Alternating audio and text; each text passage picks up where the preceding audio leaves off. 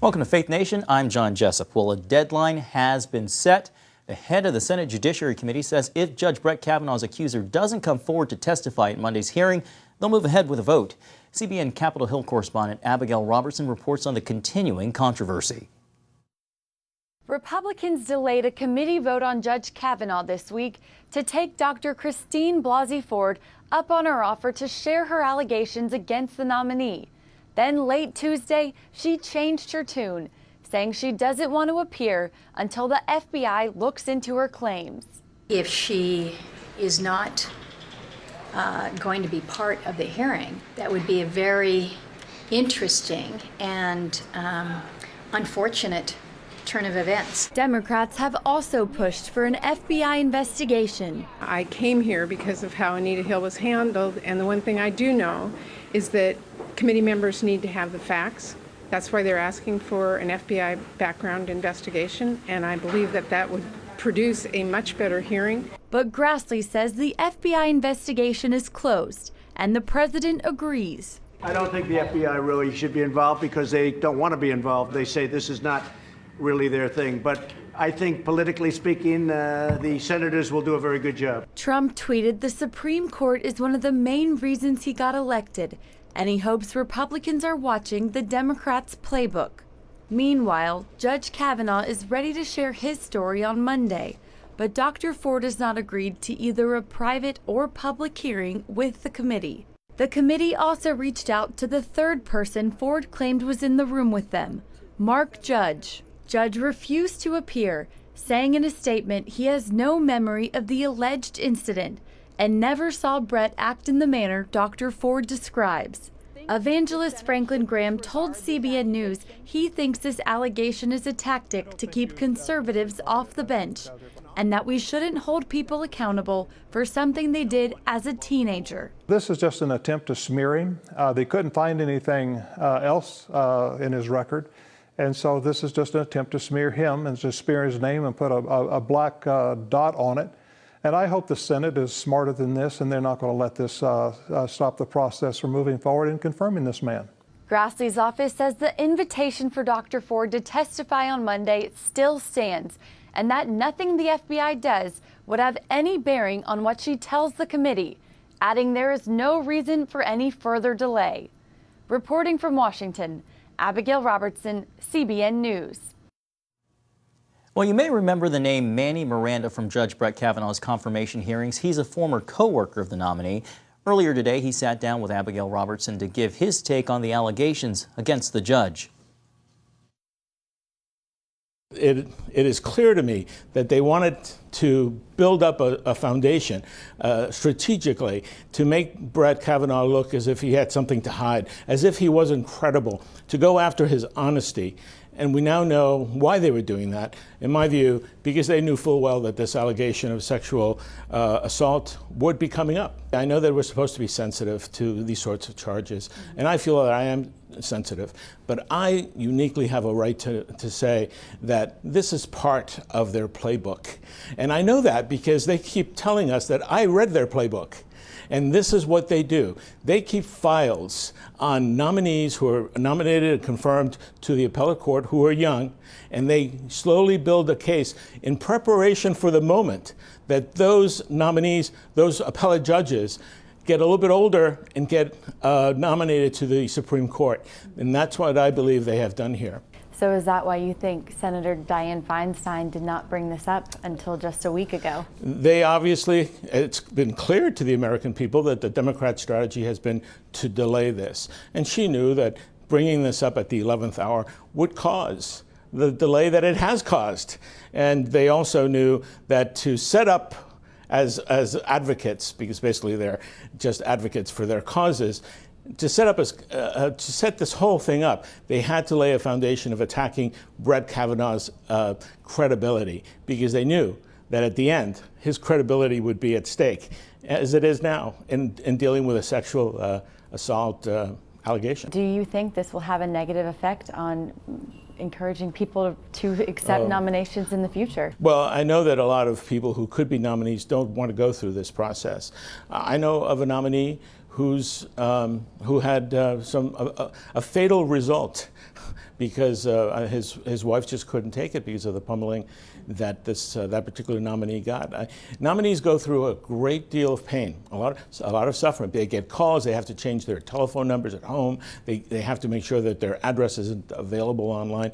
And then, if they do get nominated, if they do put themselves forth, they get attacked in this way, and as Brett Kavanaugh has gotten attacked. The notion that someone like Brett Kavanaugh could be attacked in this way at the 11th hour, if it's allowed to stand, it is a hit on our American Constitution, because all that the Senate is supposed to do is give their advice and consent.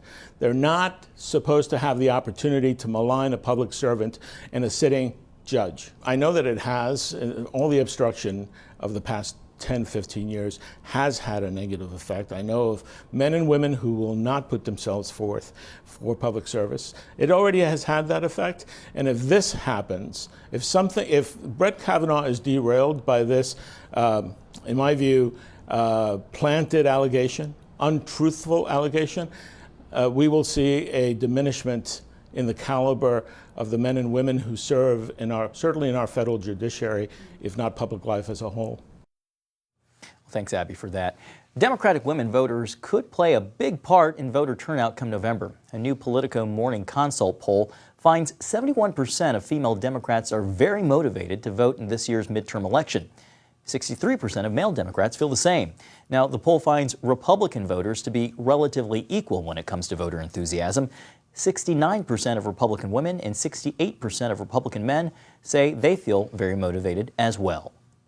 Mark Lauder is a former special assistant to President Trump and press secretary to the vice president. He joins us now for more. Mark, we just saw a poll that was released saying that women Democratic voters are feeling very energetic about the midterm elections. How do you think that's going to play out? What kind of impact do you think that this is going to make on the midterms? I think you see energy on both sides. And when you look at that poll and you look at deeper into numbers, it's really within the margin of error between Republican women and Democrats and Republicans overall are both very energized. And that's important because every voter and every conservative voter, people who believe in the progress we're making in our country, need to make sure they show up and vote in these midterm elections. We saw in the special election in outside of Columbus, Ohio, that just a few thousand votes, 1,200, I believe, separated winning from losing. It could be that close again in many of these midterms. And we don't need to think about it just about the party. We don't need to think about it just in terms of a candidate winning or losing. We're really talking about the president's agenda. We're talking about being able to continue tax cuts as opposed to raising taxes, continue to roll back regulations, invest in our military. These are the things that are really at stake. Conservative justices being confirmed to the courts at every level. Because if we don't show up and if we don't win and make our voices heard, then you're going to see the Democrats roll back all that progress. You're going to see them try to impeach this president. You're going to see them block justices and judges who believe in the law as it's written, not as how liberals want it to be. Mark, you just rattled off a long tick list of accomplishments, but we're seeing polls that show something very opposite, where Democrats are more enthusiastic than Republicans. A lot of these races lean Democrat. So what does the GOP need to do in order to maintain control of both houses of Congress, and do you think that's going to happen? I do, and I'll tell you, the Republican National Committee has got a tremendous program in place right now where they're reaching out to voters, working with the state and local parties, making sure that we contact those voters, make sure they know what's on the line. But I'll also tell you, we need to take all these polls with a grain of salt. What do you think will happen? We've seen it in the past where you've had a Republican, a president of one party working with a Congress that is either split or divided or ruled by another party, and having to work together in order to do compromise. Do you think that you could potentially see some good with President Trump and maybe a Democratic-led House working with the Senate to push forward an agenda? Well, I'll go by history as a lesson. We've not really seen much opportunity for them to cooperate right now. We've wanted to bring them in on things like infrastructure, which the president and Democrats, many have said, is important for our country, but we can't come together. We couldn't come together on many of the spending issues and things. So if that happens, I'm hopeful it won't be, and it's really up to every voter to decide whether that's going to happen. we'll have to figure out a way, but so far all we've seen from the Democrats is resistance. Mark, final question. I can't let you go without asking your thoughts on Judge Brett Kavanaugh and his nomination, where things stand with the latest in the allegations and the hearing that's coming up on Monday. What can you tell us about Brett Kavanaugh, his nomination, and do you think that he will be the next Supreme Court justice on the court? Well, I'll tell you, he's extremely well qualified, and you've seen that from legal experts and scholars from across the board. Both political parties have talked about his qualifications, his work in the community, his work for our country. These allegations are serious, and Dr. Ford deserves to be heard. I will tell you that I give Chairman Grassley a lot of credit for when the allegations came forward and Dr. Ford's name became public. He put a pause on the vote and called for a hearing on Monday, which is what Democrats said they wanted. Then they moved the bar. Well, no, now that's not what we want. We want an investigation. They keep moving the bar. If she wants to have her story heard, they've made every opportunity, either publicly or privately, with the Senate or with staff, to be able to have her story heard.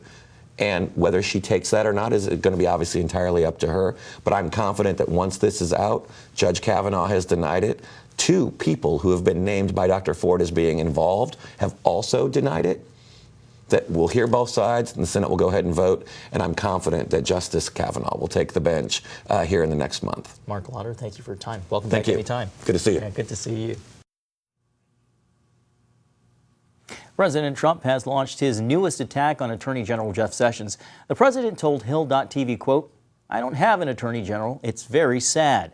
The president says he's unhappy with Sessions on numerous issues, including the situation at the border. Jeff Sessions was the first senator to endorse Trump in his bid for office. President Trump suggests that caused a blind spot when he nominated him for AG. But most of the president's publicized disapproval of Sessions has since taken place since he recused himself from the Russia investigation. The Attorney General has yet to respond to the president's remarks. Well, North Korea is agreeing to shut down one of its main nuclear missile sites. The move comes after days of meetings between North Korean leader Kim Jong-un and his South Korean counterpart. Shutting down the site is just one step toward a previous agreement aimed at getting rid of nuclear weapons on the Korean peninsula. The agreement also says North Korea is willing to take more measures to decommission another nuclear facility if the United States makes further concessions stemming from June's meeting between President Trump and Kim Jong-un. Frank Gaffney is the founder and president of the Center for Security Policy. Earlier today, he spoke with my colleague Ben Kennedy about North Korea's nuclear program and the threat the regime still poses to the United States. Take a look. What is your sense? Is North Korea serious about shutting down its missile sites? North Korea may be serious about shutting down the sites that it has declared that it will get rid of. I think that's a very different thing than whether they will actually denuclearize. And after all, that's the main point of this whole exercise. I wouldn't make too much of the fact that they've decided these particular facilities are excess to their needs and that it might be expedient to close them down and even have inspectors from abroad in to witness their doing so. Among other reasons being that one of the things that we've learned about the North Koreans is that for any of the elements of their nuclear and ballistic missile programs that we've been able to see, because they're exposed to, for example, overhead satellite collection, there is a whole nother vast infrastructure below ground. That is to say, in hardened, deeply buried facilities. Those are not likely to be inspected or even declared for that matter. And unless and until they are, I think that this is probably more of the kind of double game that the North Koreans have specialized in for decades. Now, Frank, we've seen the president praise North Korea and its leader on Twitter and also in person. What is your take on how President Trump has, I guess, in a way, cozied up to Kim Jong-un? I think the president is trying to see if this is a North Korean dictator different from his father and his grandfather. It's worth a try, I think, but you have to pursue it with your eyes wide open. I think the president has correctly in recent days made it clear that he's not happy with the fulfillment of the commitments that Kim Jong-un has made to him personally, and has been insistent that the sanction regime that brought Kim to the table in the first place has to be faithfully enforced, not just by the Russians and the Chinese, but also by our South Korean allies. Now, Frank, despite everything, does North Korea, and I know this is really the big question, does it still pose a threat to right here in the U.S.? The North Koreans have developed the capacity to inflict immense damage on this country. And by the way, it's not just from long-range ballistic missiles equipped with thermonuclear warheads, which we believe they've now got the capacity to threaten us with, but also satellites, which they have orbiting the Earth, which there's reason to believe may have nuclear weapons aboard them as well. The North Koreans have made it clear that doctrinally they understand that we're one of those satellites at about 300 nautical miles or so to be equipped with a nuclear weapon and then detonated, that it could destroy the electric grid of the United States, and with that essentially take out our nation as a 21st century superpower. Will they do that? I don't know, but if they have that option, you can bet the North Koreans are still very much a threat to this country. All right, Frank Gaffney, appreciate your insight. Thanks for your time. Thank you. The president heads to the places hardest hit by Hurricane Florence. A look at the aftermath of the storm when we come back.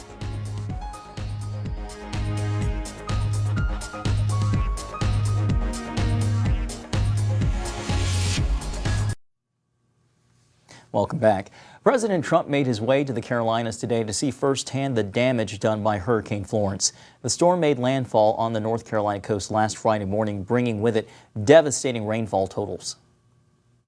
Hurricane Florence was one of the most powerful storms ever to hit the Carolinas, one of the most powerful and devastating storms ever to hit our country.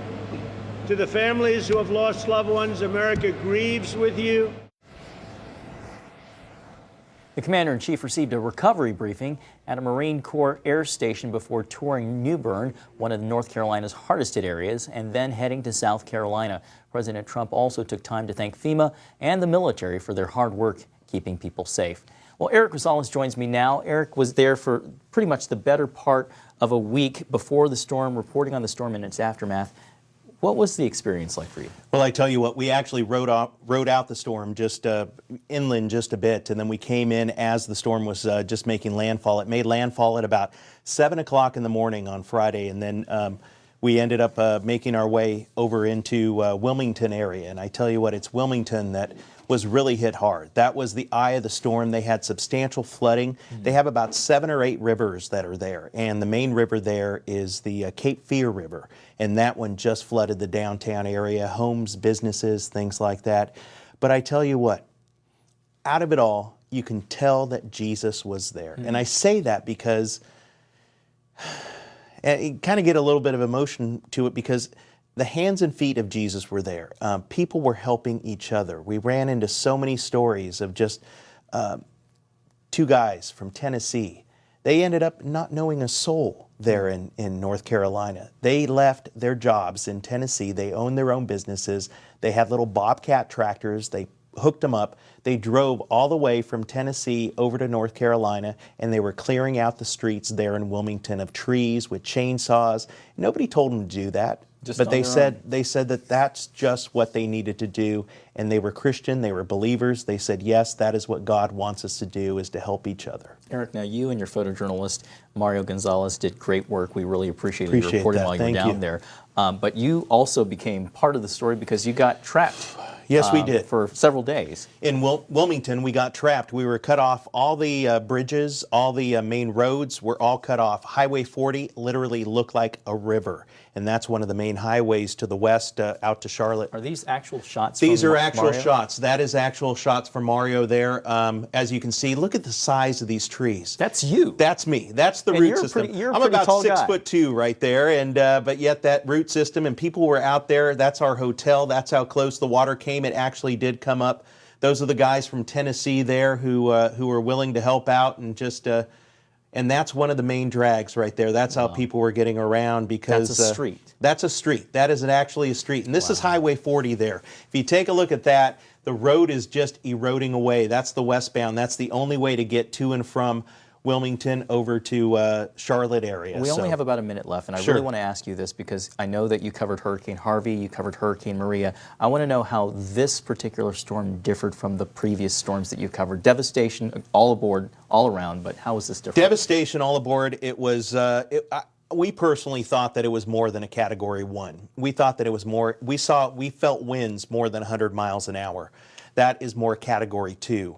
Whether or not it'll come out later that it was a Category 2, but that's what we felt was a Category 2.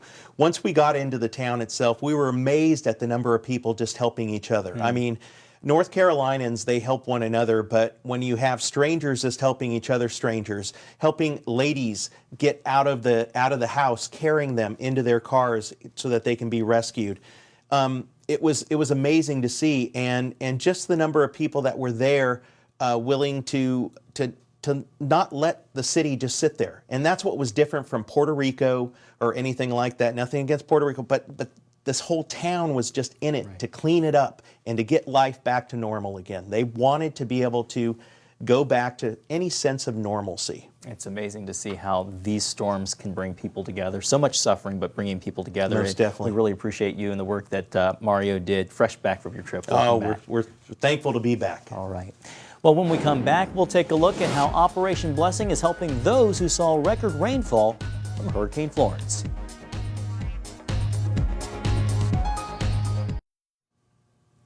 Welcome back. Hurricane Florence was one for the record books. The storm brought historic amounts of rainfall to parts of North Carolina.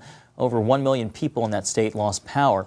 And now, nearly a week after Florence made landfall, many in the hardest hit areas still need food and water, and they're getting that help courtesy of Operation Blessing.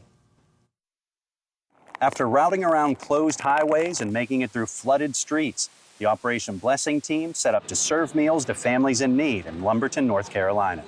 Oh, y'all are a blessing. There's not enough thank yous to go around. It's like speechless, especially when you got children. This is one of the areas hardest hit by Hurricane Florence. Pastor Mike Bowen is doing his best to help his congregation. Our town's in dire straits right now and drastic needs, but this time it hit land and slowed down and kept dropping rain for over 48 hours to our town. Step one is getting people water and getting them fed.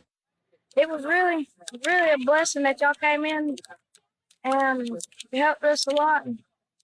So we're serving hot meals back here. Over here we have pallets of water stacked up ready to give to people. We have an entire truckload of food to help people.